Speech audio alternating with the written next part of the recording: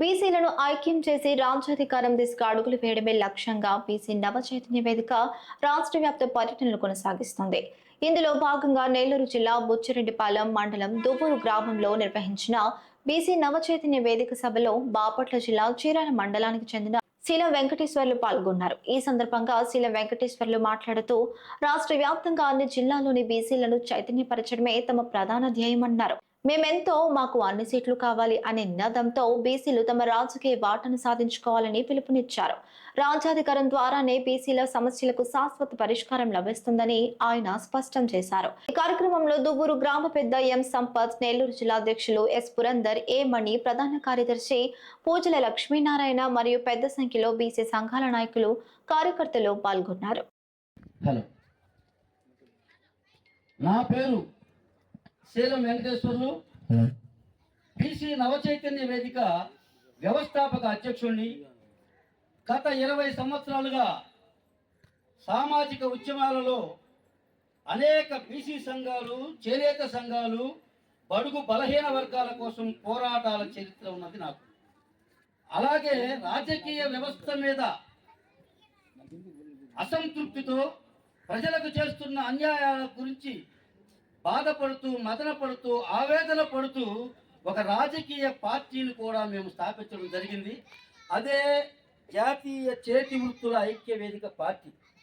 2023లో స్థాపించి 2024లో ఈ రాష్ట్రంలో 20 నియోజకవర్గాలలో ఎమ్మెల్యేలను, 5 నియోజకవర్గాలలో ఎంపీలను పోటీ చేయించడం జరిగింది. మిత్రులారా, ముఖ్యంగా మన భారతదేశానికి స్వాతంత్రం వచ్చి 79 సంవత్సరాలు,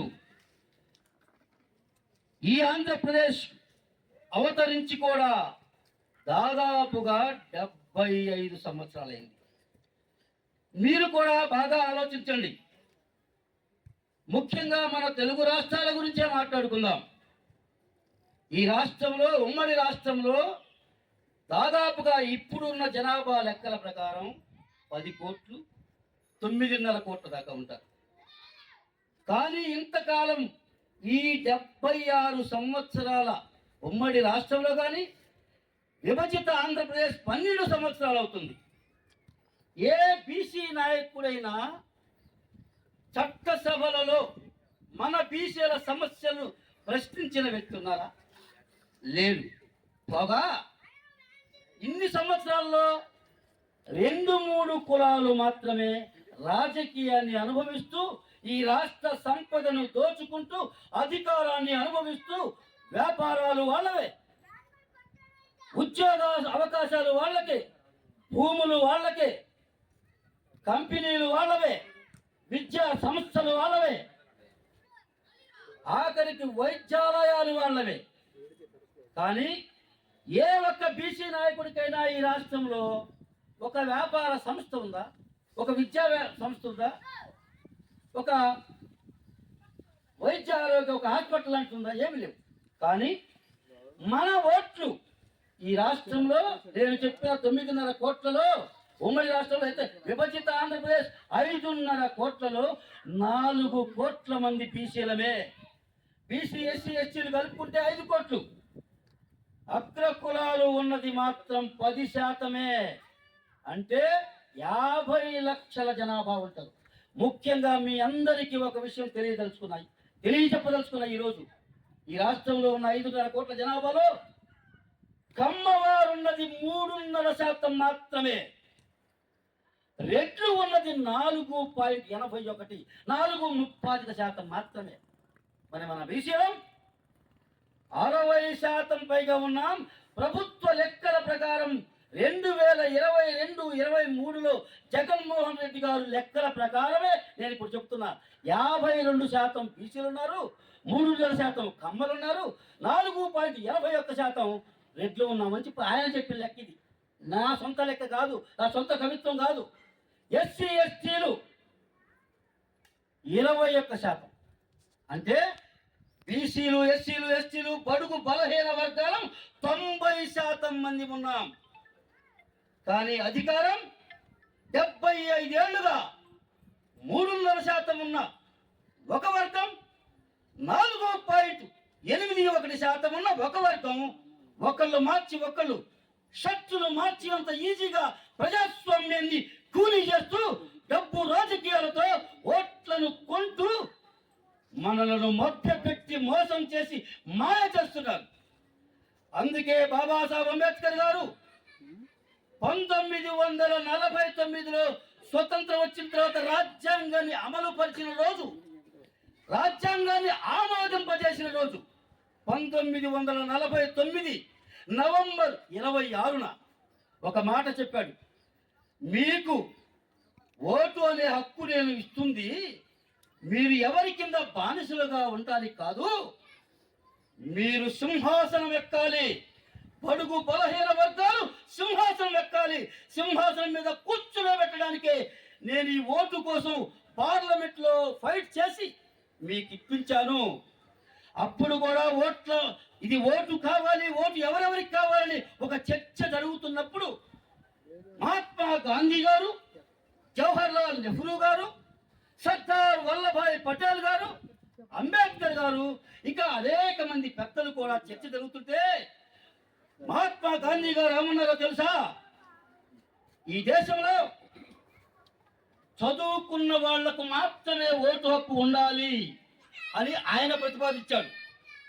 జవహర్ లాల్ నెహ్రూ గారు లేదు లేదు, ఈ రాష్ట్రంలో ఈ దేశంలో భూమి ఉన్న వాళ్ళకే ఓటు ఉండాలి, అది కూడా 100 ఎకరాల భూమి ఉంటే ఓటు ఉండాలని.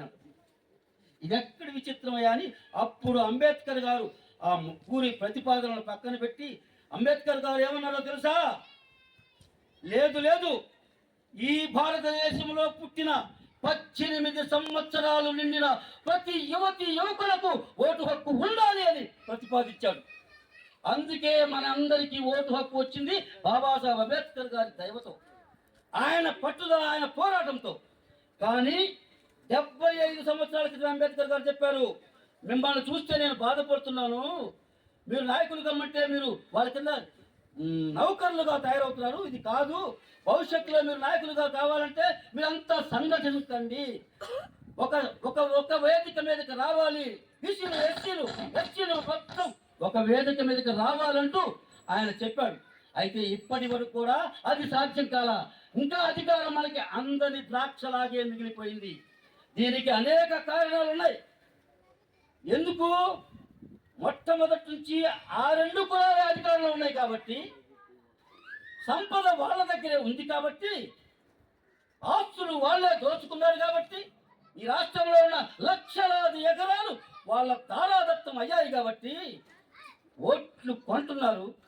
అవకాశం ఉంటేనేమో బుజ్జగించో బామాలో అంటే సామ దాన వేద దండోపాయాలతో చివరకు బెదిరించి కూడా లొంగ తీసుకుని మాత్రమే వాళ్ళు రాజ్యాలు వెళ్తున్నారు.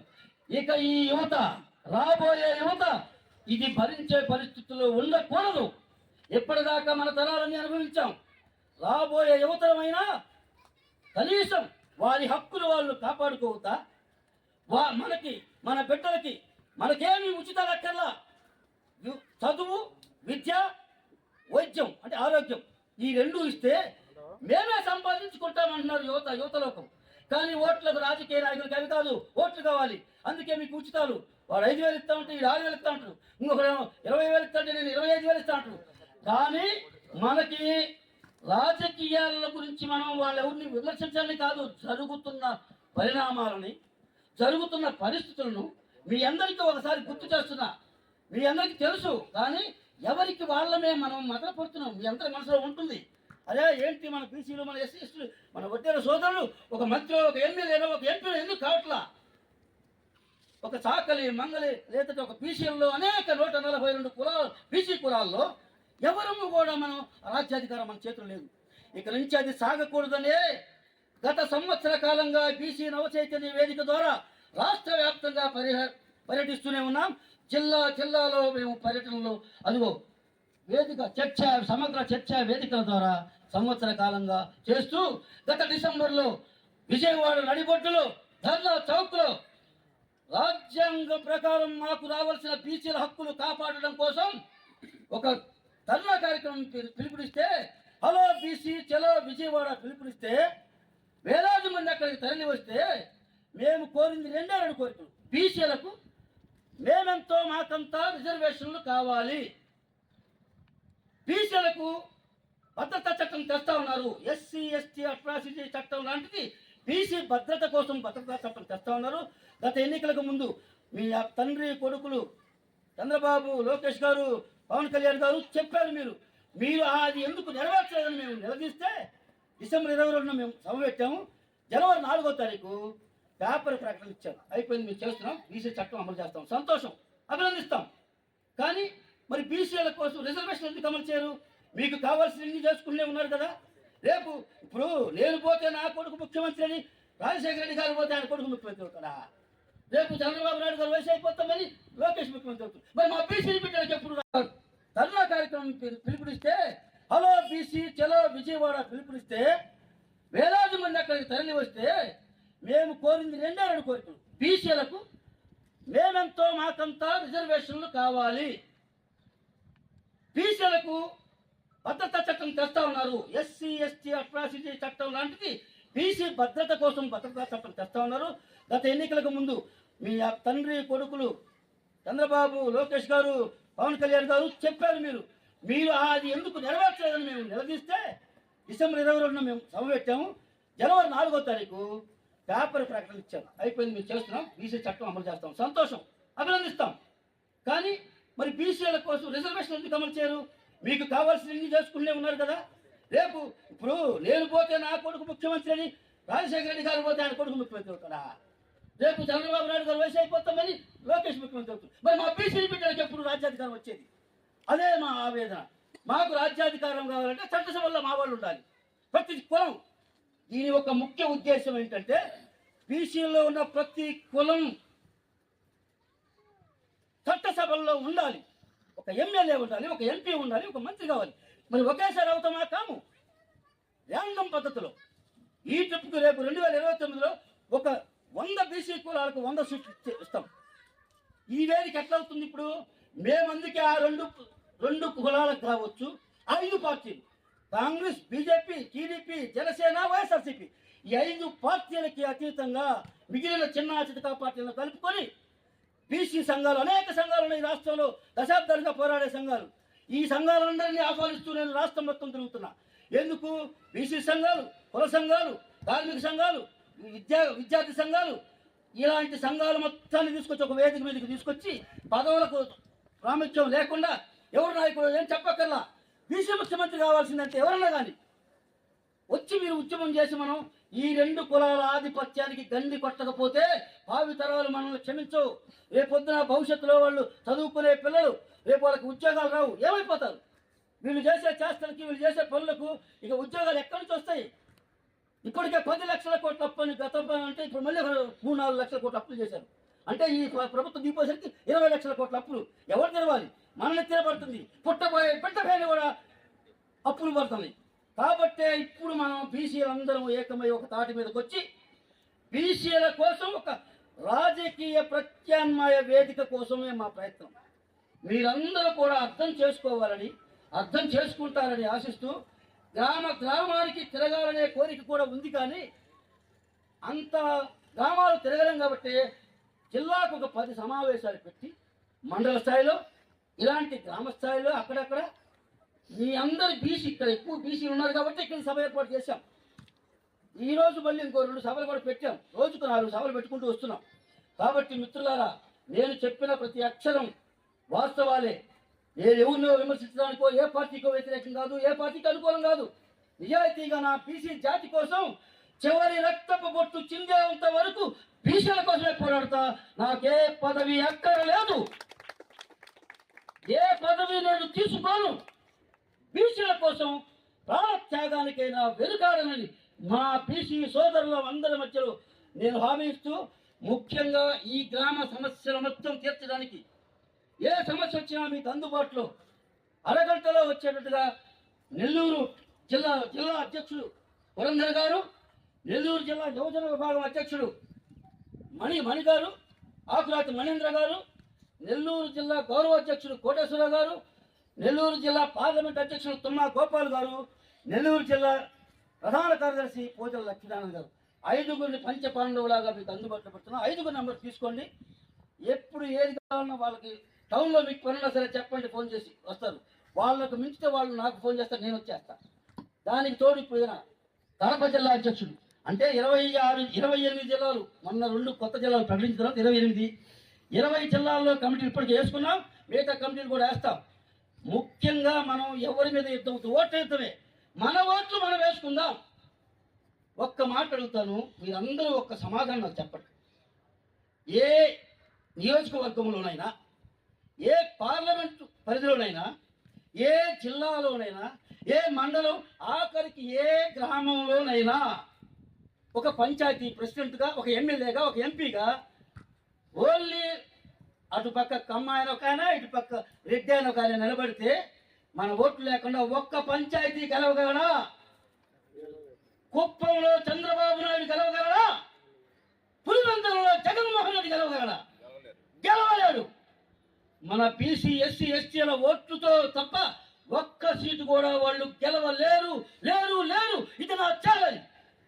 కానీ డబ్బు ఉన్నదని 2000 అసలు రాజకీయాల్లోకి వచ్చినప్పుడు ఈ రాజకీయ నాయకుల కుటుంబాల పరిస్థితులు ఏమిటి, ఈరోజు వాళ్ళకున్న పరిస్థితులు ఏంటి?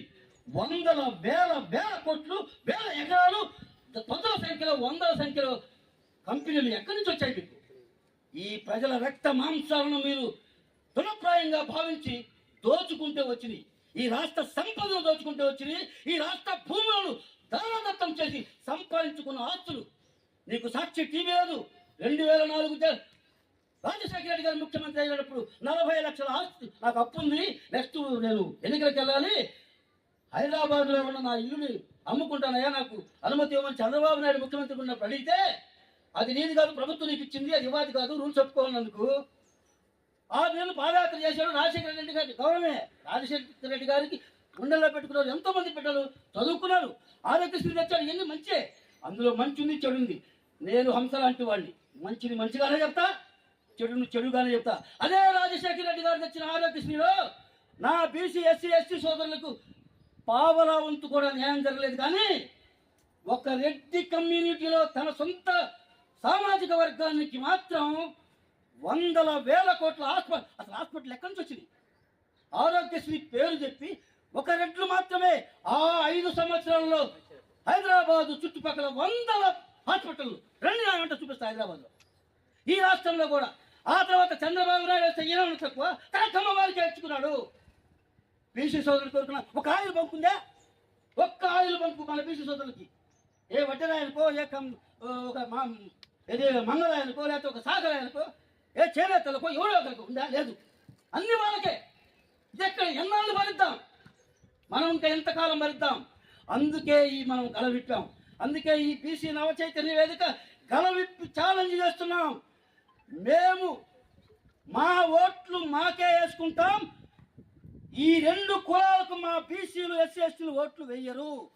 బీసీ, ఎస్సీ, ఎస్టీలు కలుపుకొని 2029లో రాజ్యాధికారంలోకి వస్తాం, వచ్చి తీరుతాం. కానీ మేము ఓట్లు వేయకుండా మీరు ఒక్క సీటు గెలవలేరు. మా ఎస్సీ, ఎస్టీ సోదరులను కలుపుకుంటే మాకు రాజ్యాధికారం చాలా ఈజీ. ఎందుకంటే ఇప్పటికే 70% మంది ఎమ్మెల్యేలు ఉన్నారు. 70 మంది, 175. ఇంకొక విషయం చెప్పి ముగిస్తా. ఈ రాష్ట్రంలో 175 నియోజకవర్గాలు ఉన్నాయి కదా. 60% ఉన్న మనం బీసీలు ఉన్నాం, 20% ఎస్సీ, ఎస్టీలు ఉన్నారు. అంటే 80%. ఇంకో 10%, 9% కాపులు, వాళ్ళు కూడా అగ్రవర్ణాలే. ఓసీలు కమ్మ, రెడ్లు, బ్రాహ్మణ, షావుకర్లు అంటే ఏమంటారు, కోమట్లు, వీళ్ళందరూ అంత 10% లేరు. కానీ 175 నియోజకవర్గాల్లో ఒక కమ్మ వాళ్ళు 3.5% మాత్రమే ఉన్న కమ్మ వాళ్ళు 40 మంది ఎమ్మెల్యే. ఇప్పుడు ప్రజెంట్ నా 60% ఉన్న బీసీ, ఎస్సీ, ఎస్టీ మొత్తం కలుపుకుంటే 46 మంది. 4.5% మాత్రమే ఉన్న రెడ్లు 42 మంది. ఎక్కడి నుంచి వచ్చారు వీళ్ళు? లెక్క ప్రకారం మీరు 5 ఎమ్మెల్యేలు కూడా కాకూడదు. దామాజా ప్రకారం, జనాభా లెక్కల ప్రకారం, నీ జనాభా శాతం ప్రకారం వస్తే నీకు 5 మంది, 6 మంది ఎమ్మెల్యేలే. రెడ్లకైతే 2-3 ఎక్స్ట్రా వస్తాయి. కానీ ఒక్క ముస్లిం సోదరులే 7.5% ఉన్నారు. అంటే కమ్మారెడ్ల కంటే ఎక్కువ. వాళ్ళ ఎమ్మెల్యేలు ఒక్కరు ఇద్దరేనా? ఏం పాపం చేశారు? అయితే ఇంకొకటి మిత్రులారా, జ్యుడిషియరీలో కూడా మనకు అన్యాయం జరుగుతుంది కాబట్టి జ్యుడిషియరీ గురించి మాట్లాడకూడదు, కోర్టుల గురించి మాట్లాడకూడదు, జడ్జిల గురించి మాట్లాడకూడదు అంటే పబ్లిక్ డొమైన్లో ఉన్న విషయాలే చెప్తున్నా. ఈ రాష్ట్ర హైకోర్టుకి 25 మంది కౌన్సిల్ సభ్యులుంటే 60% ఉన్న నా బీసీలు మాత్రం ఇద్దరా? 4.5% ఉన్న రెట్లు 9 మంది ఎలా ఉంటారు? 3.5% మంది వీళ్ళు 5 ఎంత ఎలా ఉంటారు? కాపులకు 6 ఎంత ఉంటారు? 22 వాళ్ళే, ఇద్దరు మాత్రమే బీసీలు. 80% ఎస్సీలు ఒక్కరే. అంటే 80%కి పైగా ఉన్న బీసీ ఎస్సీలు ముగ్గురే, 22 వాళ్ళే. ఇక మన కోర్టులో న్యాయం ఎక్కడ జరిగింది? అందుకే జ్యుడిషియరీలో కూడా మాకు రిజర్వేషన్లు కావాలని అడుగుతున్నాం. విద్య, ఉద్యోగ, వ్యాపార, ప్రైవేటు, రాజకీయ, జ్యుడిషియరీ వ్యవస్థతో సహా 50% రిజర్వేషన్లు మాకు కావాలి. ఎందుకంటే మేము 50% పైగానే ఉన్నాం బీసీలం. అందుకే మేము అన్ని వ్యవస్థల్లో మాకు షేర్ అడుగుతున్నాం. న్యాయ ప్రకారంగా అంబేద్కర్ గారు చెప్పిన విధంగానే మా న్యాయంగా మాకు రావాల్సింది మేము అడుగుతున్నాము. అందుకనే మిత్రులారా, ఇవన్నీ విషయాలు కూడా మీకు తెలియపడతామనే మీ గ్రామం వచ్చాను. ఇంతవరకు మీరు ఇంత ఓపికగా నా ఉపన్యాసాన్ని విన్నందుకు ఈ గ్రామ ప్రజలందరికీ నా యొక్క ధన్యవాదాలు తెలియజేస్తూ మరొక్కసారి ఈ గ్రామ ప్రజలందరికీ హ్యాట్స్ ఆఫ్ చెప్తున్నాను. Thank you one and all. పోతా పాట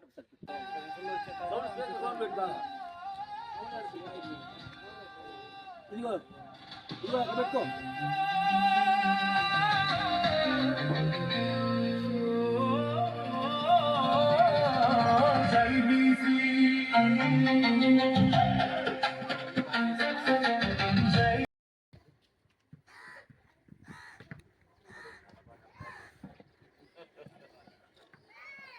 ఓకే, ముందు ఫోటో తీసారా? కరెక్ట్ వచ్చేయండి. ఒకసారి చేతులు అందరూ పైకి సింబల్ అన్నమాట. ఇట్లా ఒకరు చేయాలి, ఇలా మీరు కూడా మట్టి పట్టుకోండి.